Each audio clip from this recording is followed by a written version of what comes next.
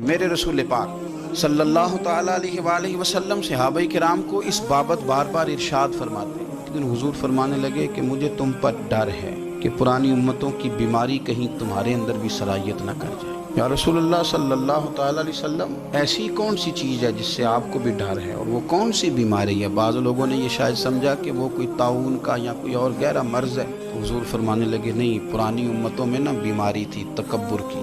حسد کی، بغض کی، عداوت کی، دل ایک دوسرے کے بارے میں سخت ہو گئے۔ آپ کبھی پڑھے نا بنی اسرائیل والوں، فرعون کی فوجیں پیچھے لگی ہوئی ہیں، آگے دریا آ گیا ہے، جناب موسیٰ علیہ السلام حکم دے رہے ہیں کہ رب نے رستہ بنا دیا، نکلو، لیکن ان کا اعلان ہے کیونکہ ہم اگرچہ آپ کے ماننے والے ہیں، اگرچہ سارے فرعون کو دشمن جانتے ہیں، پر 12 قبیلے ہیں، آپس میں چونکہ ہماری لڑائی ہے، ایک رستے سے نہیں گزریں گے، ہمیں 12 رستے چاہیے۔ شدید پیاس لگی ہے اور ان سے کہا گیا کہ ڈنڈا ماریں گے جناب موسیٰ علیہ السلام پتھر پہ، اللہ وہاں سے چشمے نکالے گا، پی لو۔ انہوں نے کہا ایک نہیں پیئیں گے، 12 قبیلے چونکہ ہمارا اختلاف ہے، ایک سے پانی نہیں پی سکتے، ہمیں 12 الگ الگ چاہیے۔ حضور فرمانے لگے وہ جو پرانی امتوں میں عداوتوں کی بیماری تھی، مجھے ڈر لگتا ہے وہ تمہارے بیچ نہ آ جائے۔ او یارو، اتنی سخت عداوتیں، اتنا گھٹن، اتنی ہماری طبیعتیں ایک دوسرے کے بارے میں سخت۔ آپ کبھی لوگوں کا لب و لہجہ محسوس کریں، جب وہ کسی کے خلاف گفتگو کر رہے ہوتے ہیں تو ایسے محسوس ہوتا ہے کہ وہ تو شخص شاید مار دینا چاہیے، اتنا برا ہے۔ تھوڑی سی اختلاف رائے کو اتنی شدت کی عداوت بنا لینا۔ کئی اللہ والے چھپ گئے، بہت سارے رب کریم کے بندے تھے جو دنیا چھوڑ کے کونوں میں لگ گئے، انہوں نے کہا وہ نہیں گزارا ہوتا ہو بھائی۔ میں کسی کمزور آدمی کی بات نہیں کرنے لگا، ایک دلیر آدمی، حسباً نسباً اخلاقاً مروتاً، ہر تعلق سے شانوں والے، حضرت امام جعفر صادق رضی اللہ تعالیٰ، اتنے بڑے آدمی کہ امام اعظم ابو حنیفہ جیسے لوگ کہتے ہیں کہ اگر 2 سال امام جعفر صادق کے پاس نہ رہتا تو ابو حنیفہ ہلاک ہو جاتا۔ امام جعفر صادق تربیت جب کی تو کن کی امام اعظم کی، حضرت داؤد طائی کی، جناب سفیان ثوری کی، اور شاہ فرید الدین عطار فرماتے ہیں آخری عمر میں امام جعفر صادق نہ حجرے میں بند ہو گئے تھے، باہر نہیں آتے تھے، بس اسی کسے دے کچھ نہیں جلا دے نہ کوئی ساڈا دردی حجرے میں۔ ایک دن حضرت سفیان ثوری نے منت کیا کہ ان کے بچوں کی، خدام کی، کہ حضرت سے کہو میں پرانا نوکر ہوں، مجھے تھوڑی زیارت کا موقع مل جائے، میری تو آنکھیں ترس گئی، کرم نوازی ہو جائے۔ تو حضرت کو جا کے عرض کی کہ سفیان ثوری منت کر لیں،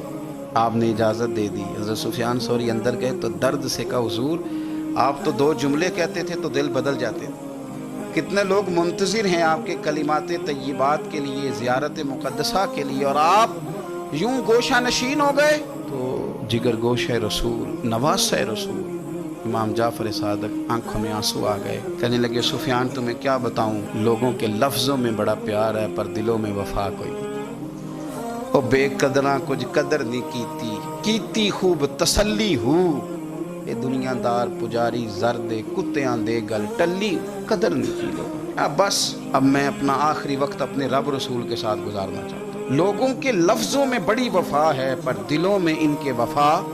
امام جعفر صادق جیسے لوگ چھپ گئے۔ ہم اپنے رویوں سے اگر ان چیزوں کو نکالیں گے، دلوں کو صاف کریں گے، تو بڑے بڑے قیمتی وجود ہیں جن سے ہمارا رشتہ قائم رہے گا۔ لیکن اگر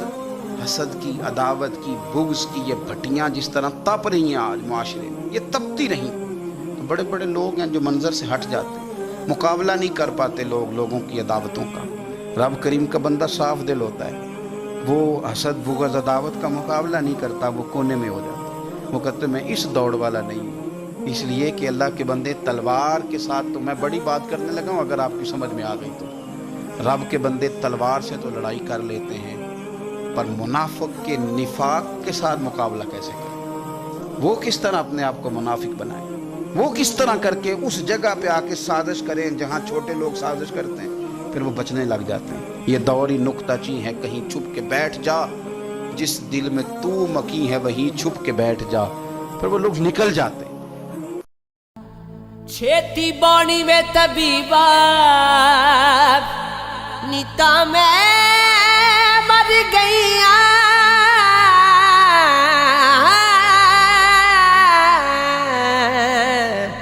مر گئیاں، تو جھوم جھوم جھوم، تو جھوم جھوم جھوم، چھپ گیا وے سورج بار رہ گیا لائی، वे मैं सदके होवां दिवे मुड़ जे विखाई